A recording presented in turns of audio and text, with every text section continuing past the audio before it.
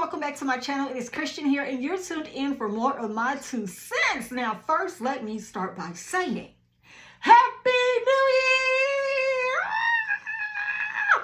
Okay, still not editing any effects in for you guys just yet. I don't know.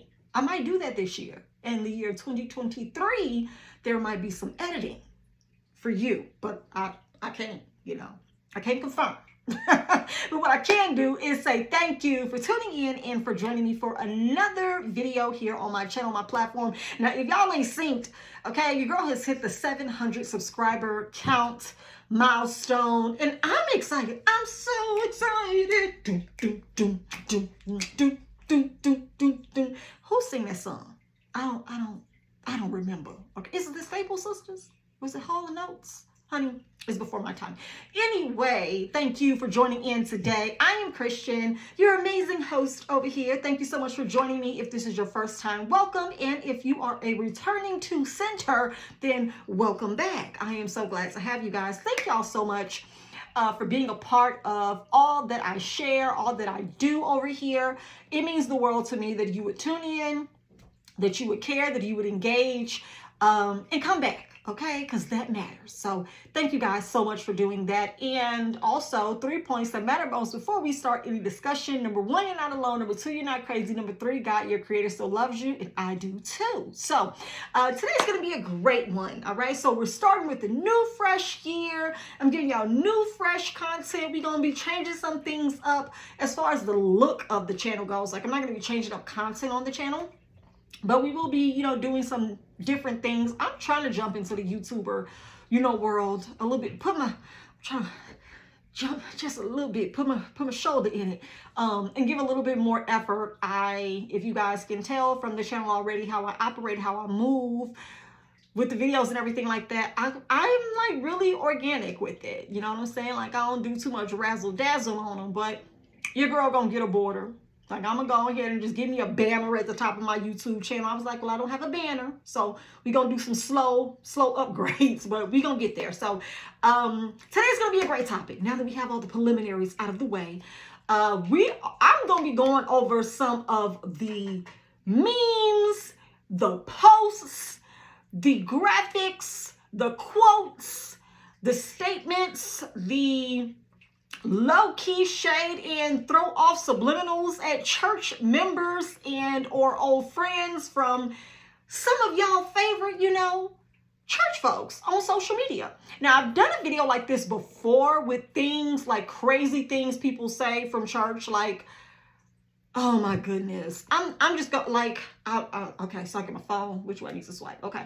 So like, I'm just going to be going through, I just went through on Facebook and just screenshot all of the juicy, crazy things that y'all post and say. And by y'all, I mean church people, like throwing dry shade at church members or saying things if you're a pastor or a pastor's wife that throws off at how you're treated as a leader, or minister or whatever. And it's just like, y'all just couldn't have taken this to God in prayer. You just had to make a status about it and think that we don't know that this has something to do with what you've experienced. I don't know. It's really giving like what the old folks say back in the day, a hit dog gonna holler. And there's so much to tell when people share, comment, like, or repost. Okay, so let's get into the first post that I just had to screenshot, and I saw it multiple times across different religious crazy people accounts. So I thought this would be good, and I'm going to give my feedback in my 2 cents, a real-time reaction to some of these quotes. Okay, Judas had the best pastor, the best leader, the best advisor, the best counselor, yet he failed. The problem is not the leadership of the church you go to. If your attitude or character doesn't change or your heart doesn't transform, you will always be the same. What? This really fell flat for me, okay? Because there's so many places they could have gone with this, all right? Like from a friend's standpoint, like even if it wasn't like religious based or churchy, this is how I would have framed this, right? If I or to engage in subliminals on social media. I would say Jesus had the best pastor, the best leader, the best advisor, the best counselor, yet he still betrayed him. This is a significant sign that it doesn't matter who's around you and what they may know you to be, do, or have, they will still try you and that gift, right? Or you're not, what's that word? You're not exempt. There you go. You're not exempt from being betrayed. You can be the best everything and still be betrayed. Yeah. You can be the best asset. You can be the best counselor. You can be the best advice giver. You can be all of these things and still get betrayed by your bestie. Yeah. All right. See, like it's really easy. So this one kind of fell flat for me because it's like the problem is not the leadership of the church you go to. It's your attitude or character, right? And if that doesn't change, your heart doesn't transform and you'll always be the same. That's true. That's true. But I don't feel like having the best pastor or the best leader or advisor has anything to do with it, because there are people who may have those things, but they're just good people, like without having a good pastor. Like I don't go to church, right? And I'm not out here just on rampage in life. I'm not out here messing up people's lives and being toxic or being manipulative, conniving, or any of those things. So I get how some people on social media, church folks, like try to correlate certain things, like this is happening in your life because you don't have a covering or you're not in church, and so you're open territory for the enemy. And it's like, stop it. Okay, it's people that don't go to church, that don't have any of those problems. How the hell are you going to church with the wrong leadership and under attack by Satan? So Satan only look for people that's under the wrong pastor. Get out of here with that. Moving on to the next one. Lord, send us. This was funny to me because it was posted by a first lady. Okay, let's go. Lord, send us people that know our heart so we don't waste so much time explaining and defending ourselves in 2023. What? Lord, send us people that know our heart so we don't waste so much time explaining and defending ourselves in 2023. Let me tell you something, First Lady. Won't share her name here clearly.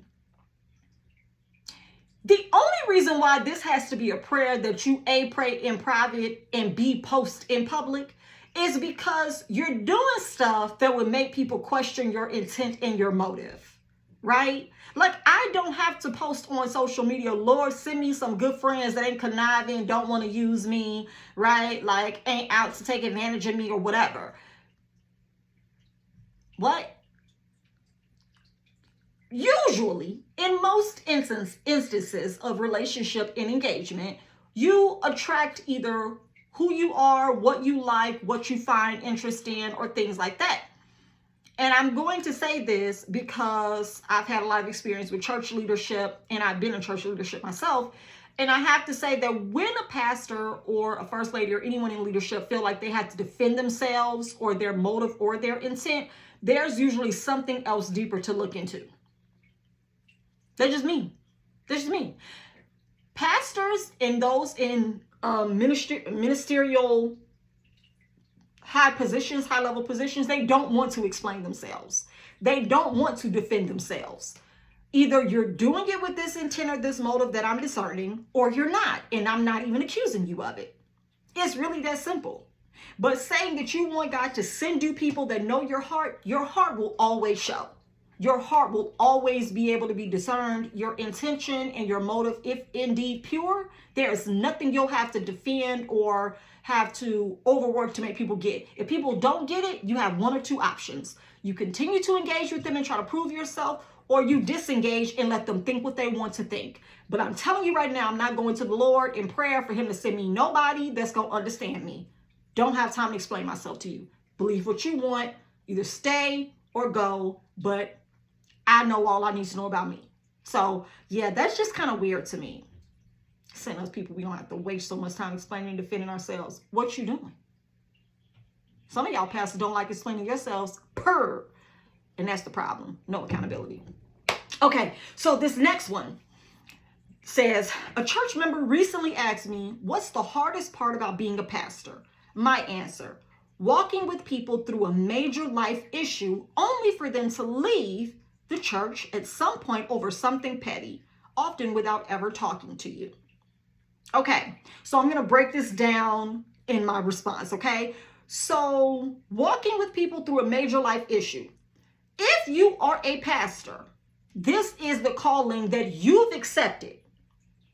As an individual who does not work in ministry or anything like that, I do not have to accept meeting the expectations of being emotionally available for outside public, for the general public. That's not something that's expected of me, right? I didn't take an oath. I didn't take a vow. I don't have any loyalty or expectation to honor to make myself emotionally, mentally, and spiritually available to uphold other individuals while they're going through major life issues.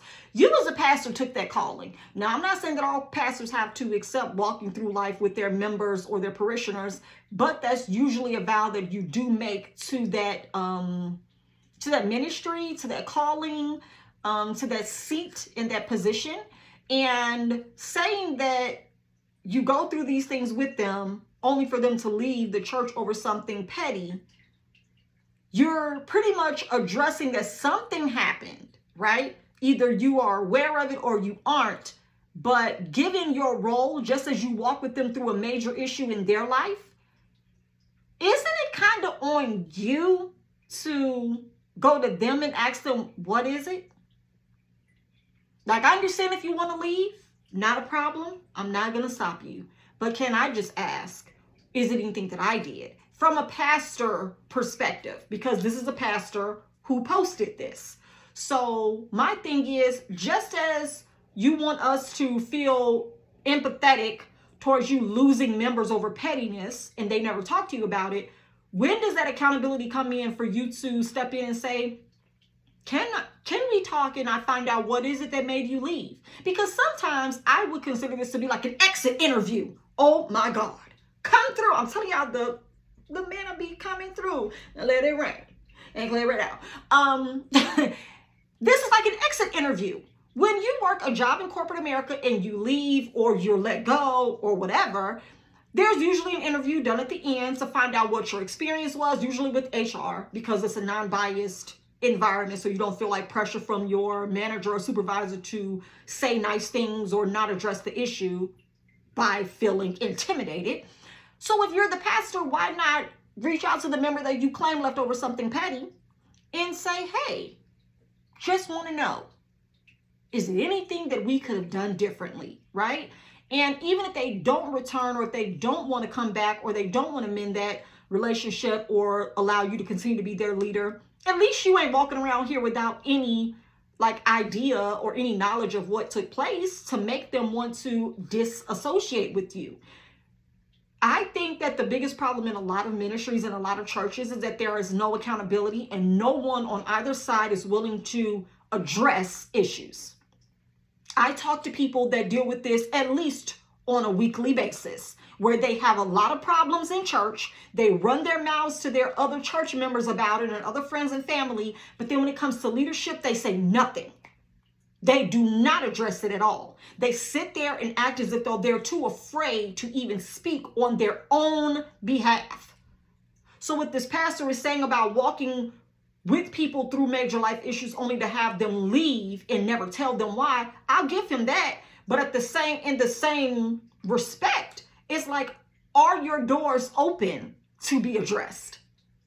Is there an open door policy to express thyself before thy roll out? Shout out to Ludacris. Is it any seats for me to tell you about you? Usually no. The answer is no. There is no open door policy where pastors and leadership wants to hear about themselves, because they'll throw this out here at you. Touch not my anointed, do thy prophet no harm. Don't come at me like that. Don't put your mouth on a man of God. Okay, deuces. I don't have to stay. Ask the Lord to reveal it to you while I left, because I'm gone. Right? I'm going to be at home all alone. You know, shout out to Macaulay Culkin. I don't have to put up with this. So, pastors who air their grievances like this on social media, it's an ick for me. Like, ugh.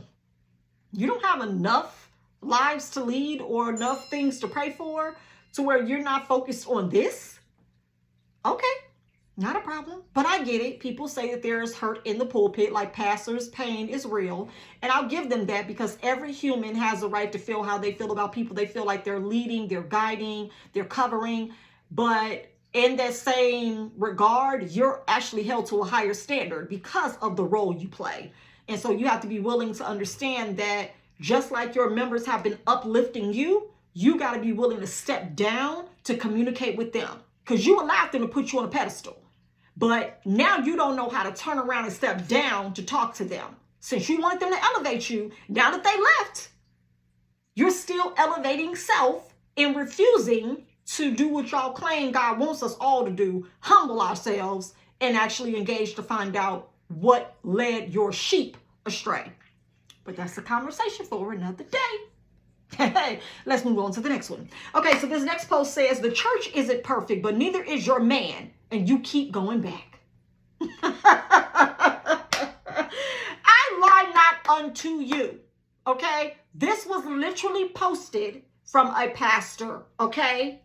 This was posted just this past week by a pastor. The church isn't perfect, but neither is your man, and you keep going back. Now, the pastor did not write this. It was a repost. It was a share. Okay?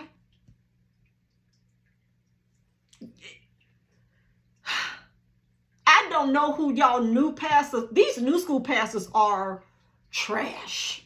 Okay? I cannot imagine the pastors that I grew up with or around even accessing social media or even thinking when they see this stuff to repost it. It's like, this resonated in your spirit as something acceptable to repost, and maybe I'm being too deep, but it's just certain things you just, even if you find it humorous or funny, share it in your family group thread or something, or with your wife or your friends. But don't repost no shit like this. Not as a pastor. That's what I'm saying. The church isn't perfect, but neither is your man, and you keep going back. So now we're equating relationships with salvationships. See, that's how you get into situationships. That's getting very much cultish. Because me taking back my man, and then the people of God or the man of God abusing, misusing, and conniving and scheming and plotting and scamming, right? Two different expectation levels, two different relationship levels, right? You cannot combine the two. But again, this, I guess, is supposed to be fun shade, but a pastor should not be posting it, because one can give me something that the other cannot. Eternal life and life more abundantly. Okay, that's all I'm gonna say. But yeah, this was just like, being a little spicy, RB pastor. My goodness, church ain't perfect, neither is your man. And another thing. And one more thing, and I've said this before, it always blows my mind how people think that saying stupid-ish, like there are unsafe people at the gym, there's unsafe people at your job, there are people who that aren't saved at the grocery store or at the club or the zoo or the museum, yet you keep going back there, or you make time for that, but you won't come to church. Yeah, because those people don't even treat me bad there. Yet I come to church and I get treated like trash here. They're not equal. Y'all make yourselves look bad when y'all use that analogy. Y'all go to the club, y'all go to the gym, y'all go to the movies and sit. Yes, because I have fun. You named all fun places. I have fun at the club, right? I have fun at the gym, right? I have fun at the movies. But when I come to church, it's giving very much heavy laden, heavy burden, downtrodden, in bondage. And nobody want to be here for that. Don't compare the two, because you're not going to like the outcome. And the next one. We've created a prophetic culture that's addicted to hearing God, but allergic to obeying him. Well, this sounds like blah, blah, blah, blah. Shots fired. Okay. We've created a prophetic culture that's addicted to hearing from God, but allergic to obeying him. Now, my response to this would be, Mm. You're right. Y'all right. Y'all have created a culture that's addicted to prophecies. Done a video about that, right? Love chasing prophecies. But the obedience part is like concerning for me. Because usually the ones that's telling you that you are in disobedience to God is another human. It's not like you feel conviction and you switch up your ways, your actions, or, whatever, your life. Usually the person that's saying that you're addicted to prophecy and hearing good things is also the one that's telling you you're not being obedient to what they want you to do. So it's not about hearing from God. It's about you not pleasing man. And then that makes you out of order, right? So these kind of things is like, am I allergic to obeying God, or am I just not down for doing what you want me to do? And you have to always consider the source and question the motive. Consider the source. What do you want from me? Is it anything that I'm not doing that God would not be pleased with? Or is this something that you expect, and if it's not done or met, it doesn't meet your expectation, you're disappointed? Questions that need answers. Okay, next one. You pastors canceling church this Christmas should cancel your anniversaries too. Well, let me look in my drawer because it feels like someone just got served. Like, what? Okay. I mean, listen, there are some people that do not have a problem with attending church on Christmas Day, right? Unbeknownst to me, my sister told me, my older sister, she told me on Christmas Day, actually, that back in the day when we were younger, we actually went to church on Christmas because Christmas fell on a Sunday. It has fallen on the Sunday before, and my mama indeed took all 4 of our asses to church. Okay. I don't like it. I feel like there are so many things that you can be doing on Christmas. But as a believer, I get it. I actually operate now under a different feeling and emotion about things that Christians and religious organizations do.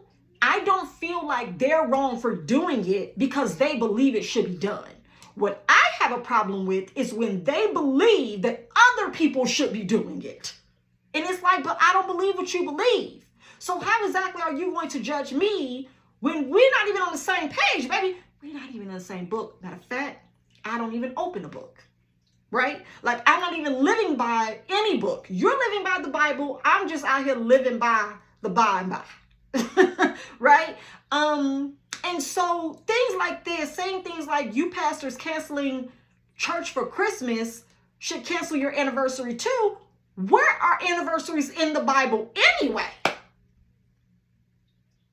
So I say cancel both of them.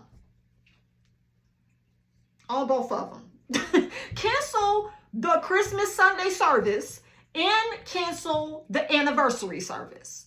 The one where you idolize your pastor and give them gifts and get up and say all kind of nice things about them and honor them and like praise them for accepting the calling, which I've never understood how I need to pay you for saying yes to the Lord to preach.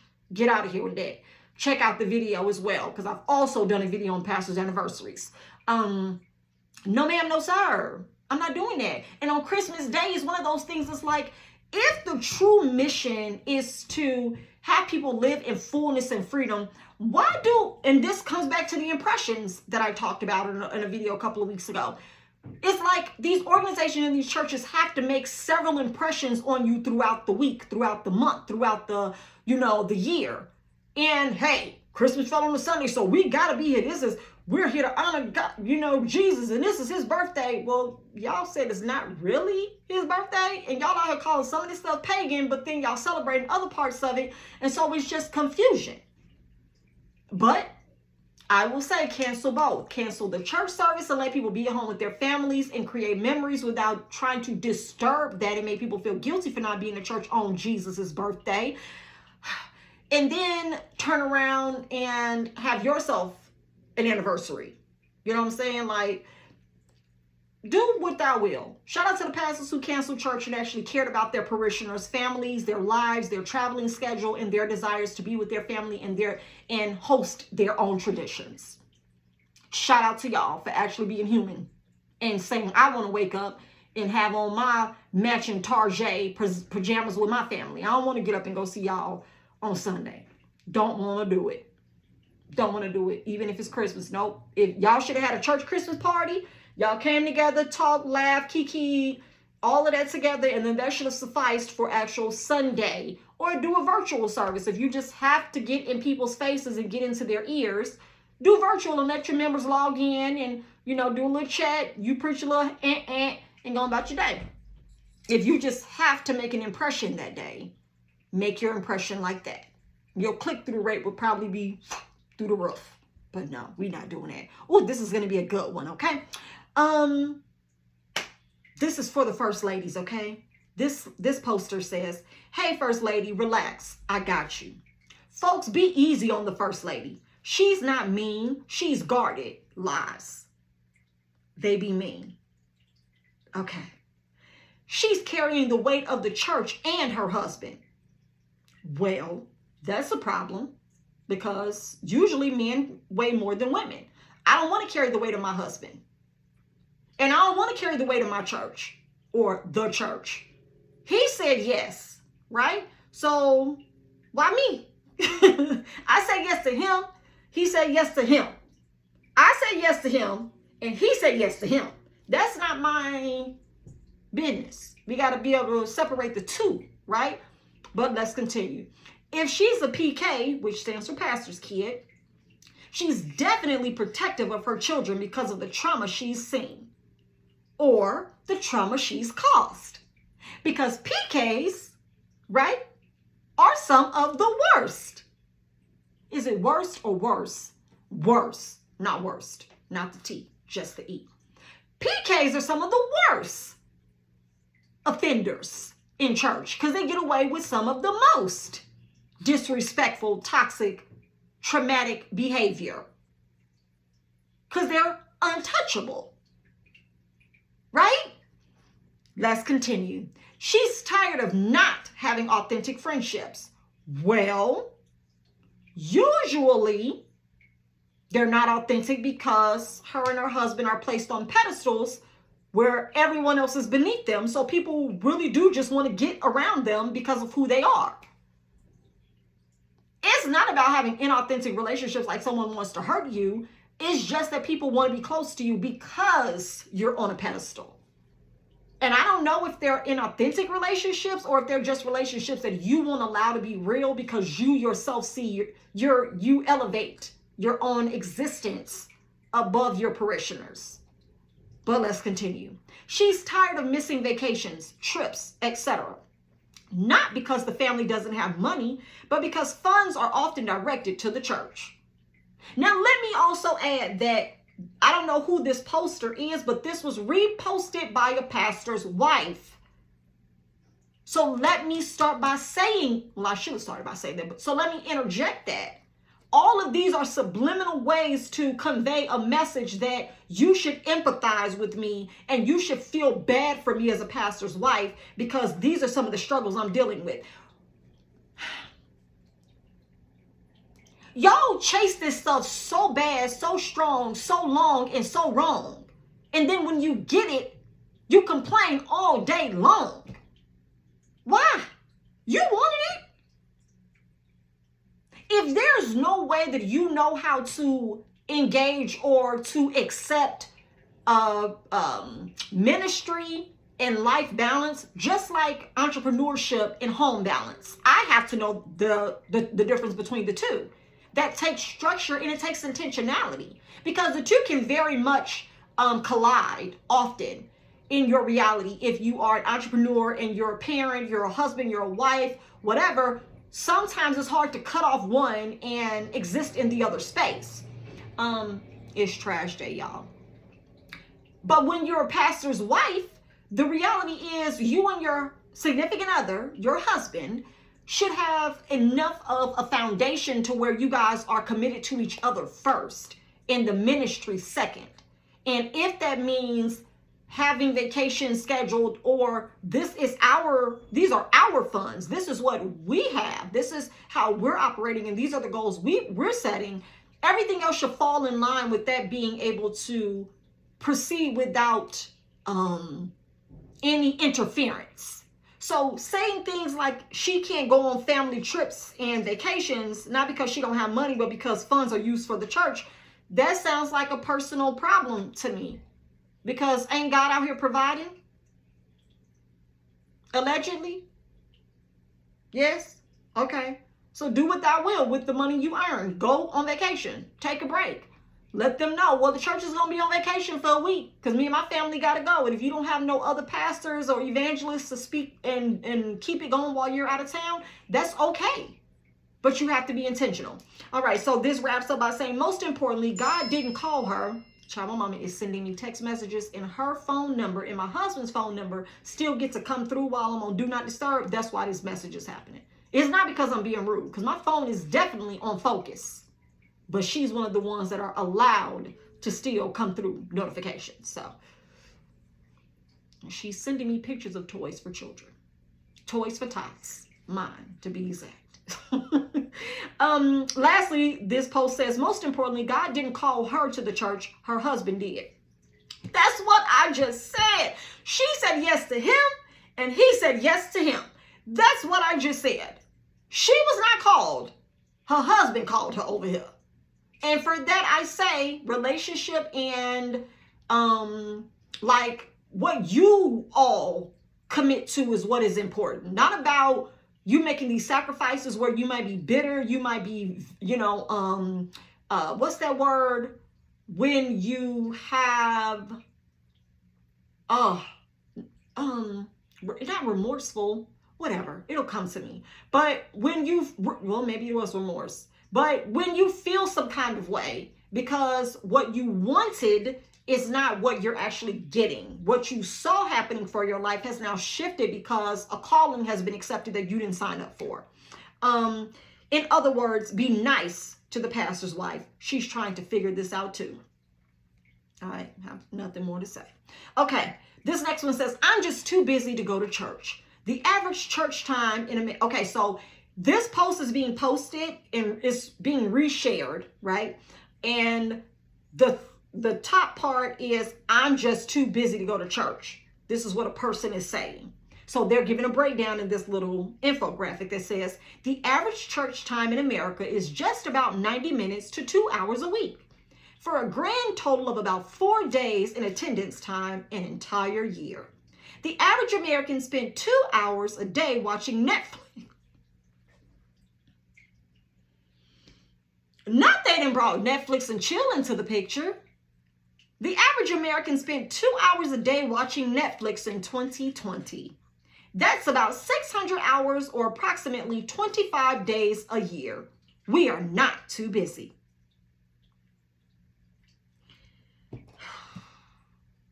Why must people at church police other people's lives? Why, my God, my God? Why? Who made y'all who died at the front office and made y'all the attendance police? Who gave up their clipboard so that you could come through?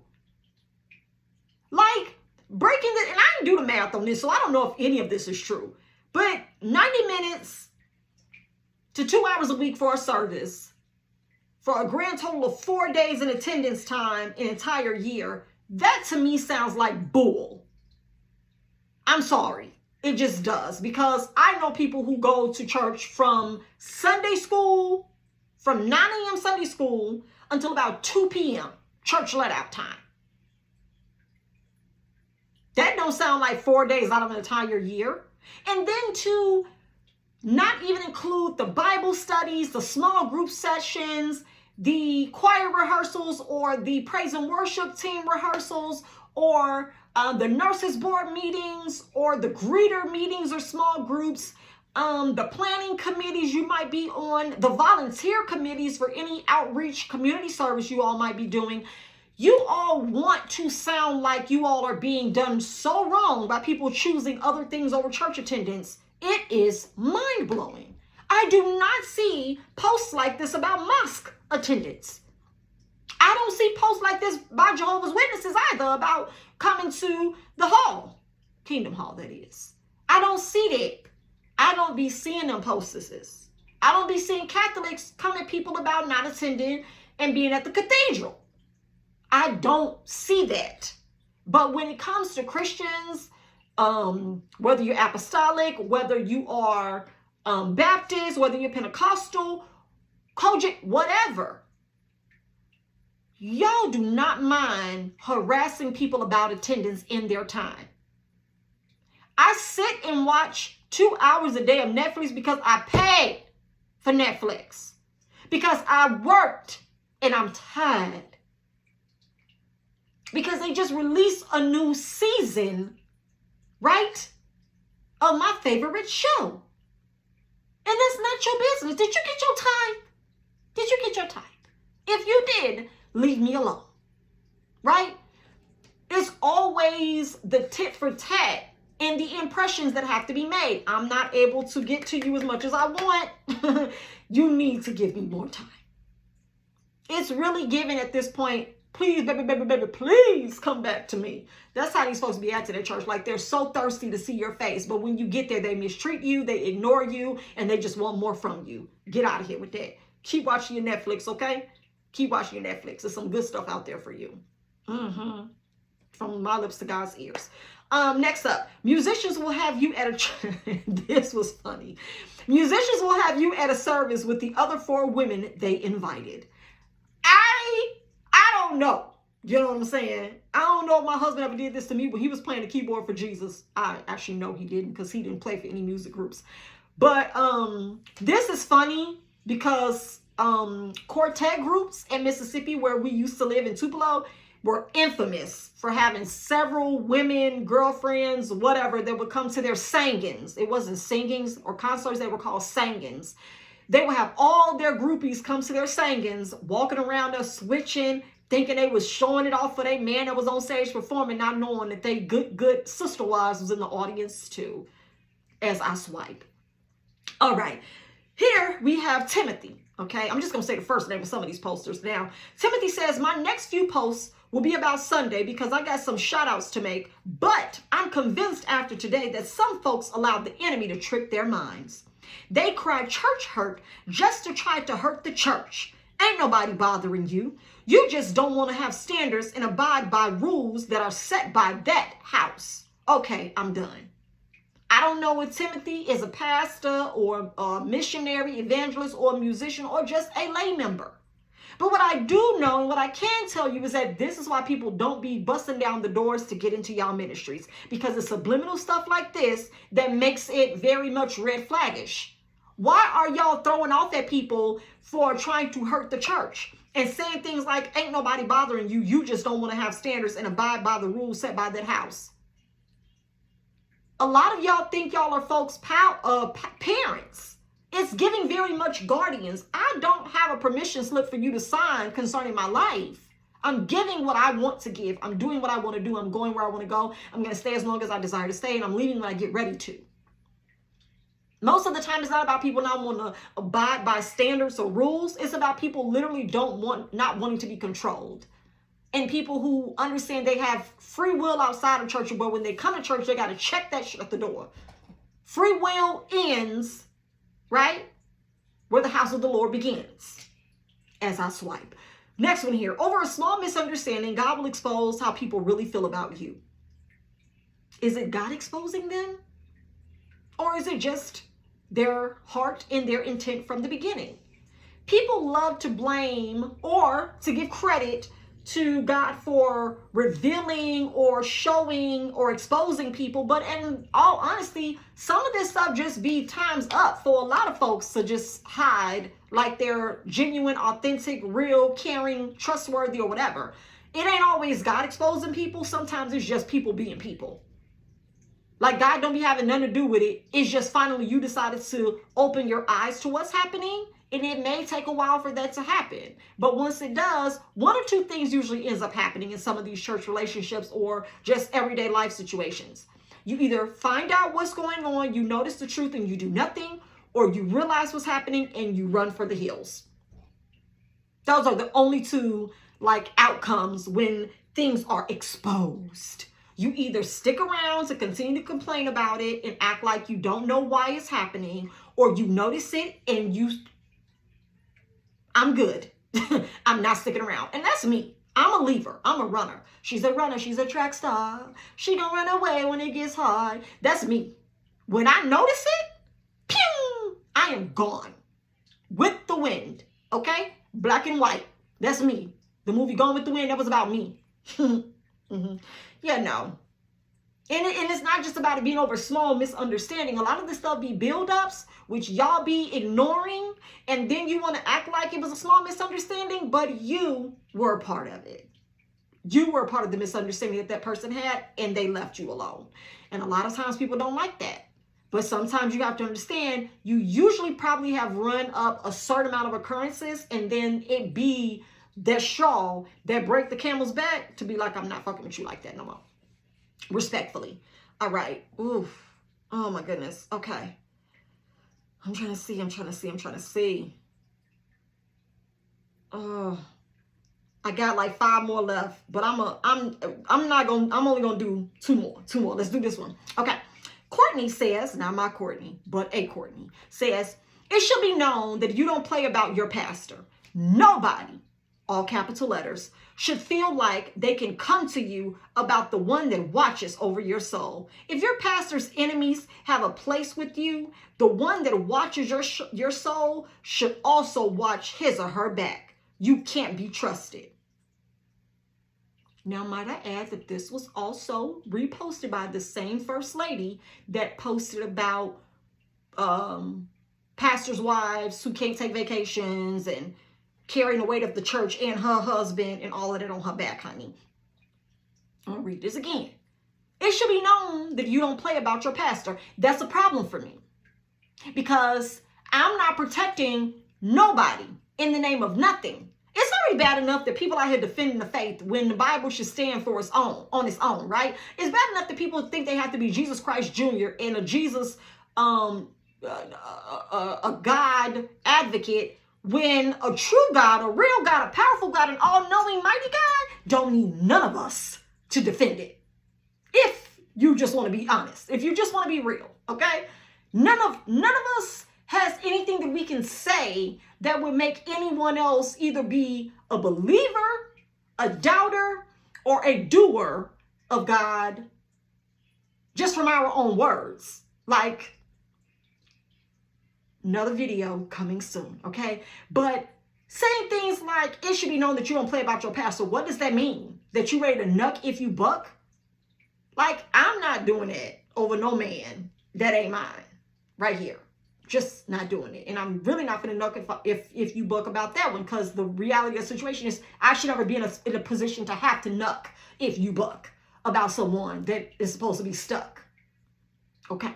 Next up, nobody should feel like they can come to you about the one that watches over your soul. So let's be clear here. Once you claim your salvation, you get your ticket, your soul should be anchored, right?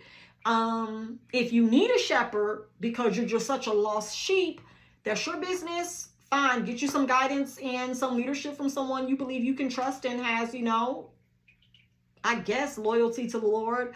But at the end of the day, you should not be out here having to defend your pastor to anyone. That's just me. Nobody should put you in that position to have to do that. And saying things like, if your pastor's enemies, why does your pastor have enemies? If people just don't like your pastor because they don't like your pastor, that's your pastor's business and personal relationship. And you should not be out here trying to vindicate or, go hard for them. Unacceptable. But if your pastor's enemies have a safe place with you, meaning if they feel like they can talk to you, come at you, talk to you about the pastor or whatever, your pastor should watch they back against you too, because you can't be trusted. Whatever. I'm not even gonna warrant that with any any more of a breakdown. And the last one here that we're going to do. At some point, okay, at some point we must realize that we need the basics of Christianity. And the one major staple we should focus on is prayer, okay? Prayer. The earnest, heartfelt prayer of a righteous man makes tremendous power available. James 5:16. And this is from the Amplified version, because the King James just wouldn't do. We had to amplify it for you. It goes on to say, you lack power because you do not pray. 1 week without prayer makes you weak. 1 week, W-E-E-K, without prayer makes you weak. W-E-A-K. Shout out to S-W-V. Okay. That explains why your ass is so weak. Listen. I don't mind you praying. Pray, believe, have faith in whatever you want, right? Do whatever you desire to do. I don't know if prayer or the lack thereof makes people weak.